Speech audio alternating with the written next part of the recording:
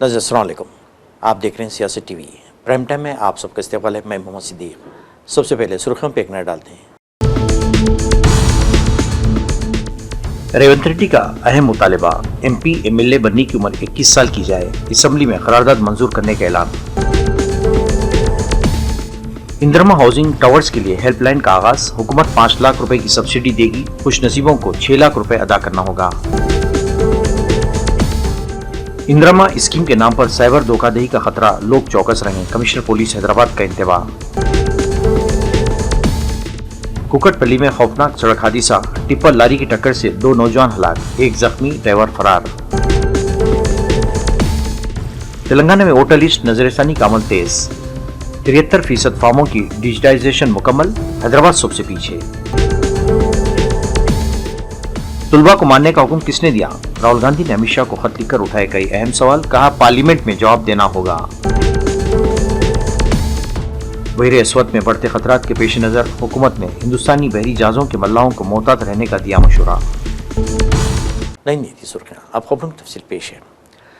रेवंत रेड्डी ने मुतालबा किया है कि मुल्क में पार्लियामेंट और असम्बली इंतखाबात लड़ने की उम्र कम अज़ कम 25 साल से घटाकर 21 साल की जाए। इन्होंने कहा कि इस सिलसिले में तेलंगाना असम्बली में एक करारदाद मंजूर करके मरकजी हुकूमत को भेजी जाएगी। नीट इम्तिहान के पर्चे लीक मामले के खिलाफ दिल्ली में एहतजाज करने वाले तुलबा पर पुलिस कार्रवाई की मजम्मत करते हुए हैदराबाद के नेकलेस रोड पर शमाबरदार रैली निकाली गई। ये रैली तेलंगाना प्रदेश कांग्रेस कमेटी के सदर महेश कुमार गौड़ की क़यादत में पीपुल्स प्लाजा से इंदिरा गांधी के मुजस्समे तक मुनक़िद हुई। इस मौके पर खिताब करते हुए चीफ मिनिस्टर रेवंत रेड्डी ने कहा कि दुनिया के कई ममालिक की तरह हिंदुस्तान में भी नौजवानों को 21 साल की उम्र में रुकने पार्लियामेंट और रुकने असम्बली का इंतखाब लड़ने का हक़ मिलना चाहिए। इन्होंने कहा कि अगर राहुल गांधी वज़ीर-ए-आज़म बनते हैं तो कानून साज इदारों के इंतखाबात लड़ने की उम्र 21 साल कर दी जाएगी। 56 इंच छाती हमारे युवाओं के सामने झुक गया।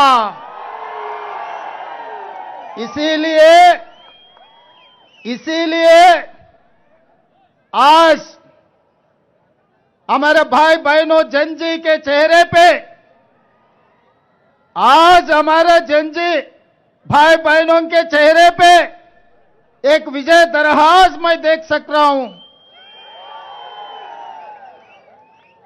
मगर ये बस की बात नहीं है, बस नहीं है, नहीं है ये, क्योंकि हमारे युवाओं का जो डिमांड था, सड़क से लेकर संसद तक आप लोगों ने आवाज सुनाकर 56 इंच छाती को हराकर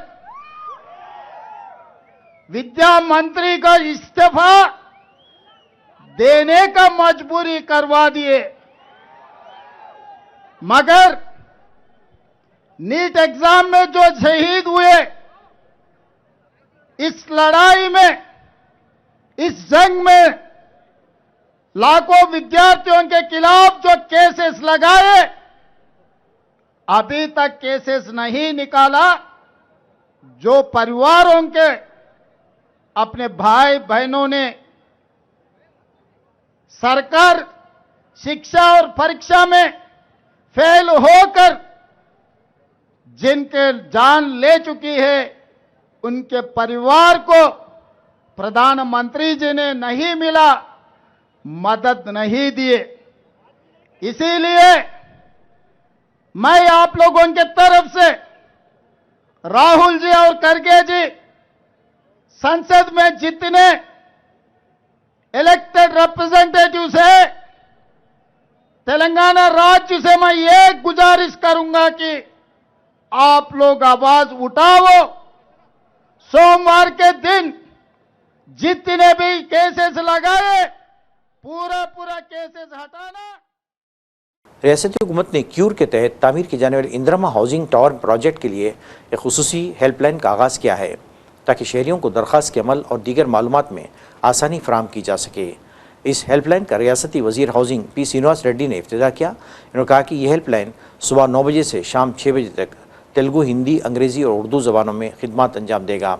रियासती वज़ीर T श्रीनिवास रेड्डी ने दरख्वास्त की तरीक़ेकार को आसान बनाने की वजाहत करते हुए चंद अहम नुकात पर रोशनी डाली। उन्होंने कहा कि दरख्वास्त दाखिल करते वक्त किसी भी इजाफी दस्तावेज़ात को जमा करवाने की ज़रूरत नहीं है। दरख्वास्त गुजार को कम अज़ कम 10 साल तक क्यूर इलाके में मुकीम होना लाजमी है। ख़ानदान के सालाना आमदनी 6 लाख रुपए से कम होनी चाहिए। एक ख़ानदान से सिर्फ एक दरख्वास्त कबूल की जाएगी। शहर के पुलिस कमिश्नर CV सजना ने खबरदार किया है कि इंदिरा हाउसिंग स्कीम के नाम पर साइबर फ्रॉड किए जाने का खदशा है, लिहाजा आवाम को इंतहाई मोहतात रहने की ज़रूरत है। इन्होंने कहा कि धोखेबाज 10,000 AMD की अदायगी के नाम पर फर्जी फ़ोन कॉल्स और मुश्तबा लिंक्स भेजकर लोगों को निशाना बना सकते हैं।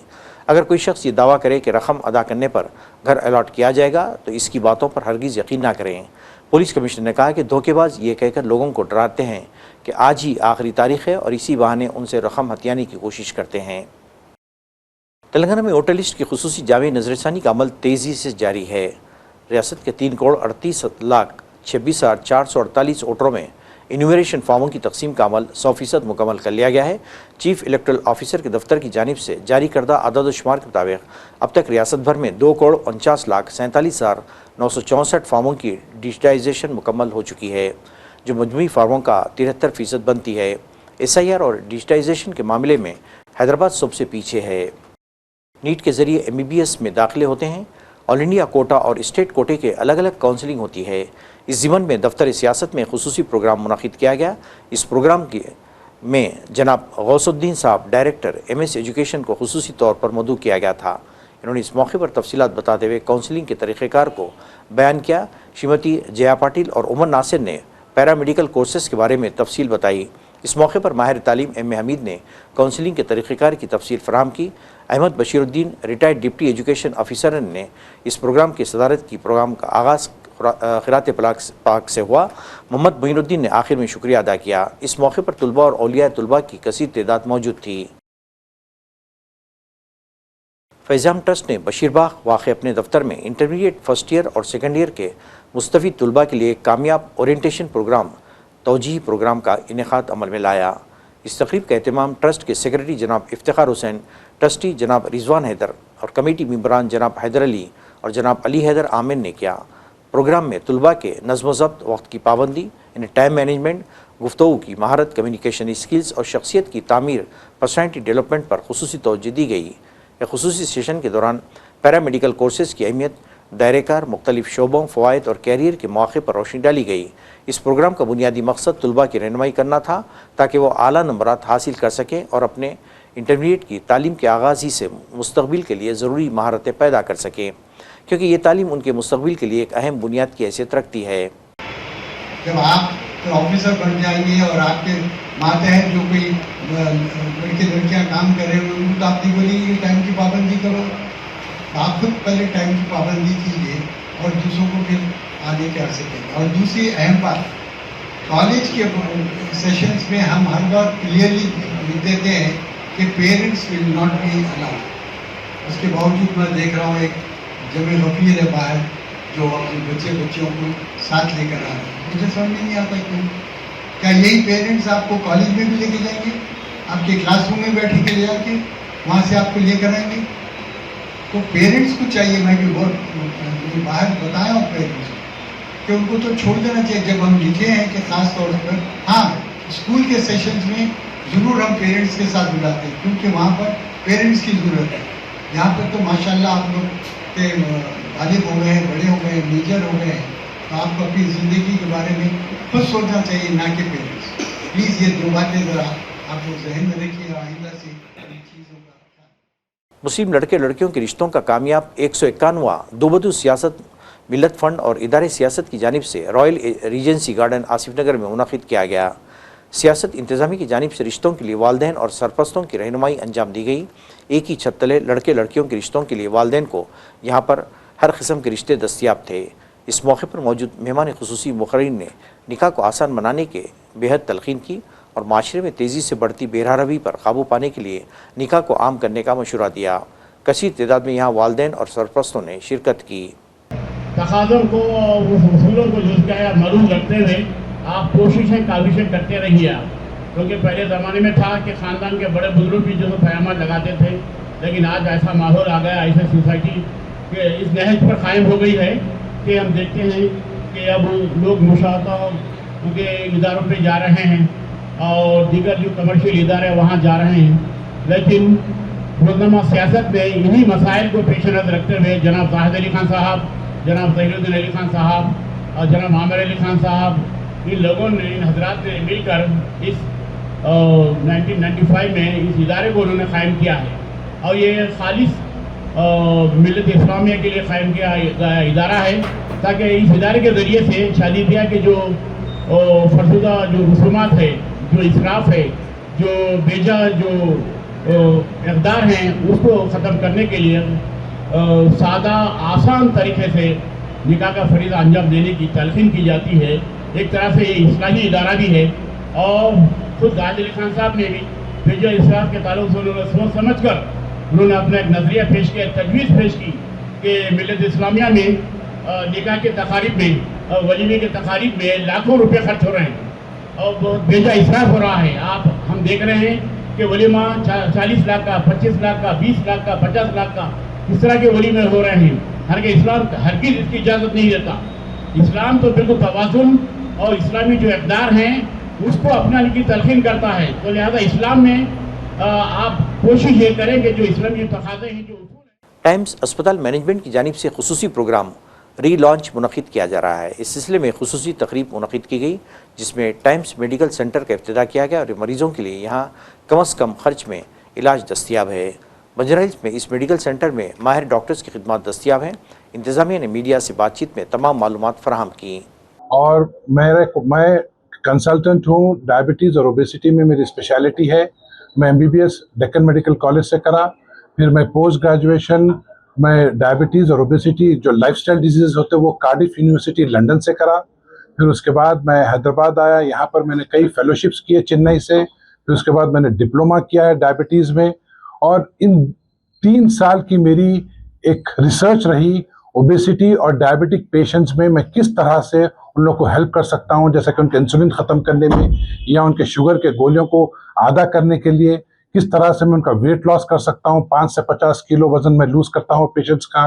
और इस तरह से मेरी 5 साल की रिसर्च रही। फिर उसका 3 साल मेरी एक रिसर्च रही कि जब पेशेंट एक बार मोटापा कम कर देता है उसके बाद उसका मेंटेनेंस कैसा करना चाहिए, उसकी रिसर्च थी मेरी। अल्हम्दुलिल्लाह अल्लाह का लाख लाख शुक्र है कि मेरे इन रिसर्च से, मेरे इन वास्ट नॉलेज से, वास्ट एक्सपीरियंस से अल्हम्दुलिल्लाह मेरे पेशेंट्स को शिफा मिलती। मेरे पेशेंट्स हैदराबाद बोल के नहीं है, इंडिया पूरी सारी दुनिया में अल्हम्दुलिल्लाह मेरे पेशेंट्स है। और अल्हम्दुलिल्लाह अल्लाह का लाख लाख शुक्र है कि सब सेहतमंद जो इंडिया में प्रैक्टिस करते हैं, who is board certified in बेरियाट्रिक्स।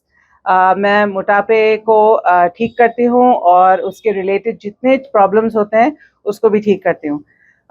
Fellowship के बाद मैं काफ़ी और भी पढ़ी हूँ अल्टरनेटिव मेडिसिन। मैं होम्योपैथी में डिग्रीज हासिल करी हूँ, इस्लामिक मेडिसिन काफ़ी कॉम्प्रहेंसिवली पढ़ी हूँ, तिब इस्लामी, और मुझे हिजामा वगैरह भी आता है। और pain management and ozone therapy भी मैं प्रैक्टिस करती हूँ। किलेशन एंड रिप्लेसमेंट थेरेपीज भी प्रैक्टिस करती हूँ। सो इसका खुलासा ये है कि मैं अब एलोपैथिक मेडिसिन जो मॉडर्न मेडिसिन होती है वो भी प्रैक्टिस करती हूँ, उसके साथ साथ ऑल्टरनेटिव मेडिसिन भी प्रैक्टिस करती हूँ, जिसके वजह से मैं काफ़ी कुछ प्रॉब्लम्स जो पेशेंट्स को आते हैं obesity and non obesity related, वो मैं एक चीज़ से नहीं काफ़ी चीज़ों के साथ मैं ठीक करती हूँ। उससे ये फ़ायदा होता है कि काफ़ी लोग को मॉडर्न मेडिसिन में परमानेंट क्योर्स नहीं मिलते हैं जो दूसरे ट्रीटमेंट्स में अवेलेबल होते हैं। सो एक जगह पे जब आ जाएंगे पेशेंट तो हमारे पास ये दोनों चीज़ों का मतलब। कुकटपल्ली इलाके में आज पेश आए एक अलमनाक सड़क हादसे में 2 कमसी नौजवानों की जान चली गई, जबकि एक और नौजवान शदीद जख्मी हो गया। इस अफसोसनाक वाक़े से इलाके में गम की लहर दौड़ गई। पुलिस के मुताबिक 3 नौजवान एक ही स्कूटर पर सवार होकर क्रिकेट खेलने के लिए जा रहे थे कि इसी दौरान एक तेज़ रफ्तार टिप्पर लॉरी ने इन्हें ज़ोरदार टक्कर मार दी। टक्कर इस कदर शदीद थी कि 17 साल महेश और 17 साल लक्ष्मी तीजा मौके पर ही हलाक हो गए, जबकि तीसरा नौजवान शदीद ज़ख्मी हो गया, जिसे फौरी तौर पर करीबी अस्पताल मुंतकिल किया गया, जहाँ उसका इलाज जारी है। पुलिस ने टिप्पर लॉरी को जब्त करके मुकदमा दर्ज कर लिया और मफरूर ड्राइवर की तलाश शुरू कर दी। पुलिस मुख्तलिफ जावियों से इस वाक़े की तहक़ीक़ात कर रही है। मुल्क भर में आज कारगिल विजय दिवस की 27वीं बरसी मनाई जा रही है। इस मौके पर 1999 की इस जंग के शोधा को खराज अकीदत पेश किया गया। लद्दाख के द्रास में वाक़ कारगिल वार मेमोरियल पर हिंदुस्तानी आर्मी चीफ जनरल धीरज सेठ ने शोधा को गुलाह अकीदत पेश किए और इनके कुर्बानियों को सलाम किया। इस मौके पर इन्होंने कहा कि कारगिल विजय दिवस की 27वीं बरसी के मौके पर यहाँ मौजूद होना मेरे लिए बासे फ़ख्र बासे तहरीक भी है। मैं अपने बहादुर शोधा और इनके अहल खाना को खराज अकीदत पेश करता हूँ। इस मौके पर द्रास में वाक़ कारगिल वार मेमोरियल मुनक़िदा प्रोग्राम से खिताब करते हुए वज़ीर दिफ़ा राजनाथ सिंह ने कहा कि कारगिल वार मेमोरियल पर शान से लहराता तिरंगा इस अजीम कुर्बानी की अलामत है जो इसकी इज़्ज़त, फ़ख्र और अज़मत के लिए अदा की गई। इन्होंने कहा कि पाकिस्तान ने दरअंदाज़ों के ज़रिए धोखे और फ़रेब से इन पहाड़ी चोटियों पर कब्ज़ा कर लिया था जो सर्दियों के मौसम में खाली रहती थी। हालांकि वो हिंदुस्तानी फ़ौजियों की बहादुरी, साबित क़दमी, शुजाअत का दुरुस्त अंदाज़ा न लगा सका। हिंदुस्तानी फ़ौजियों ने न सिर्फ इन चोटियों को दोबारा हासिल किया बल्कि बहादुरी और क़ुरबानी की एक नई मिसाल भी कायम की और उनका पोषण करने वाली सरकारों को अलग अलग करके नहीं देखेगा। साथियों, कारगिल युद्ध को बीते हुए लगभग 27 साल गुजर गए और इन वर्षों में आज भारत और पाकिस्तान के रास्ते साफ साफ अलग दिख रहे हैं। आज भारत इनोवेशन के रास्ते खोज रहा है तो पाकिस्तान इन्फिल्ट्रेशन के नए रास्ते खोज रहा है। भारत शिप डिजाइन कर रहा है तो पाकिस्तान टेरर डिजाइन में लगा हुआ है। भारत स्टार्टअप इकोसिस्टम खड़ा कर रहा है तो पाकिस्तान टेरर इकोसिस्टम खड़ा कर रहा है। भारत से भी कंडक्टर्स बना रहा है तो पाकिस्तान सुसाइड बॉम्बर्स तैयार कर रहा है। भारत स्पेस मिशंस के लिए जाना जा रहा है तो पाकिस्तान प्रॉक्सी मिशंस चला रहा है। भारत अंतरिक्ष में सैटेलाइट्स भेज रहा है तो पाकिस्तान आज भी आतंकवादियों को सीमाओं के पार भेजने में लगा हुआ है। भारत दुनिया को सॉफ्टवेयर दे रहा है तो पाकिस्तान दुनिया को स्लीपर सेल्स दे रहा है। भारत डाटा सेंटर्स बना रहा है तो पाकिस्तान रेडिकल सेंटर्स बना रहा है। भारत यूपीआई से दुनिया को जोड़ रहा है तो पाकिस्तान हवाला से आतंकवाद को जोड़ रहा है। यानी हमारे रास्ते अलग अलग हैं। ऐसे में अगर पाकिस्तान अपने घटिया मंसूबे लेकर हमारी समृद्धि, हमारी प्रॉस्पेरिटी के रास्ते में रोड़ा लेकर आता है तो उसे करारा जवाब देने के लिए हमारी बहादुर सेनाएं बराबर तैयार बैठी हैं। साथियों,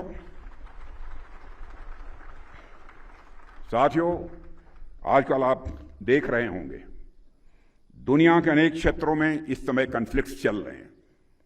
कई जगहों पर कई वर्षों से युद्ध चल रहा है।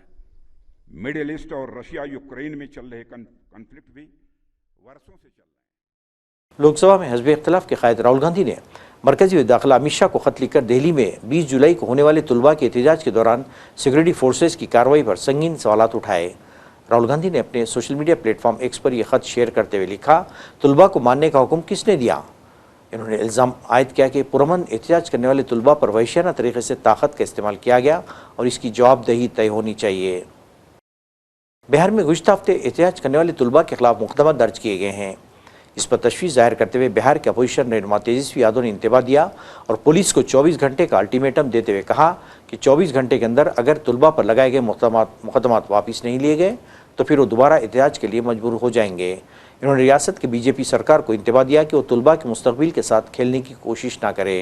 खास तौर में जिस प्रकार से बिहार के छात्रों ने जो आंदोलन किया है और लगभग हर जिलों में भारी संख्या पर लोग जो हैं अपने अधिकार के लिए सड़कों पर उतरे और बिहार लोकतंत्र की जननी है ये साबित होता है और बिहार जो है देश को राह दिखाता है। लेकिन बिहार के हर एक जिलों में जिस प्रकार से सरकार और पुलिस ने कार्रवाई की है, कई सैकड़ों हजारों छात्राओं को अभी भी हर जिलों में हिरासत में लेने का काम किया है, गलत धाराएं लगा करके मुकदमा किया है और कल जब तय हो चुका है कि आंदोलन खत्म हो रहा है तो जितने आंदोलनकारी हैं उन पर से जो है मुकदमा जो है वापस लिया जाएगा।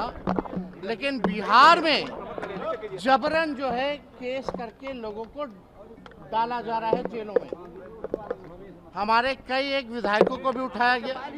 कल पता चला महेशी के जो विधायक थे उनको भी उठाया गया। सौरभ जो है हमारे माले के विधायक, उनको भी उठाया गया। देर रात जो है उनको छोड़ा गया, लेकिन हमारे बड़े भाई तेज प्रताप को भी जो है गिरफ्तार किया गया, धाराएं लगाई गई। जितने छात्र हैं, हम सरकार को सलाह देना चाहते हैं, जितने भी लोगों पर मुकदमा किया गया इस आंदोलन पर, जब कल दिल्ली में तय हो गया कि केस वापस लिया जाएगा, तो हम आग्रह करना चाहेंगे नहीं, बल्कि हम सरकार को चेतावनी देना चाहते हैं कि अगर कल तक सभी लोगों पर, जिन पर जेल में डाला गया, जो सैकड़ों हजारों जो हमारे छात्र हैं, जो बिहार और देश के भविष्य हैं, उन पर से सभी लोगों का मुकदमा वापस लिया जाए।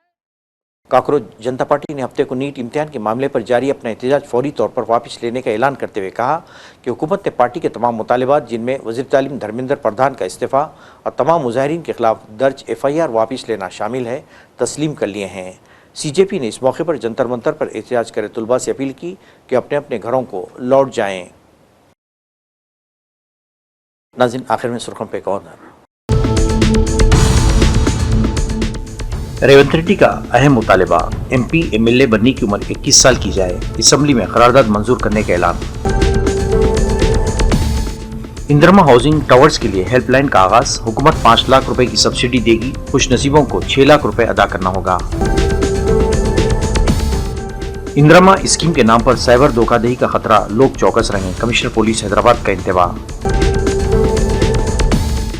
कुकटपल्ली में खौफनाक सड़क हादसा, टिप्पर लारी की टक्कर से 2 नौजवान हलाक, 1 जख्मी, ड्राइवर फरार। तेलंगाना में वोटर लिस्ट नजरसानी का अमल तेज, 73% फॉर्मों की डिजिटाइजेशन मुकम्मल, हैदराबाद सबसे पीछे। तुलबा को मानने का हुक्म किसने दिया? राहुल गांधी ने अमित शाह को खत लिखकर उठाए कई अहम सवाल, कहा पार्लियामेंट में जवाब देना होगा। बहरे अस्वद में बढ़ते खतरात के पेश नज़र हुकूमत ने हिंदुस्तानी बहरी जहाज़ों के मल्लाहों को मोहतात रहने का दिया मशवरा। नाज़रीन, इसी के साथ ही प्राइम टाइम खत्म होता है। मुझे और सारी सियासत की टीम को इजाज़त दें। अल्लाह हाफ़िज़।